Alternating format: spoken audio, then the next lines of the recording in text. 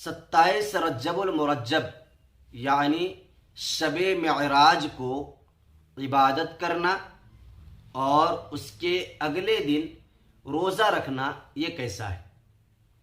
اس کا جواب سننے سے پہلے آپ تمام حضرات سے درخواست ہے کہ اگر آپ پہلی مرتبہ ویڈیو دیکھ رہے ہیں اور چینل کو سبسکرائب نہیں کیے ہیں تو کر دیجئے اور جواب سنیے۔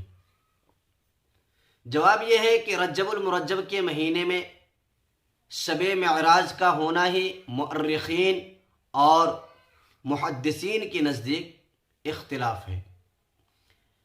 نیز اس رات میں خصوصیت کے ساتھ عبادت کرنے کی صراحت بھی کتب حدیث میں نہیں ملتی، اور جو بھی روایات ملتی ہیں وہ اس قابل نہیں ہیں کہ اس سے استدلال کیا جا سکے۔ البتہ اگر کوئی شخص عام راتوں کی طرح اس رات بھی عبادت کرے تو اس میں کوئی مضائقہ نہیں۔ اسی طرح اس رات کے اگلے دن روزہ رکھنا، اس سلسلے میں بھی کوئی صحیح حدیث نہیں ملتی، اور عوام میں یہ بات مشہور ہے کہ اس دن روزہ رکھنا 1000 روزوں کے برابر ہے۔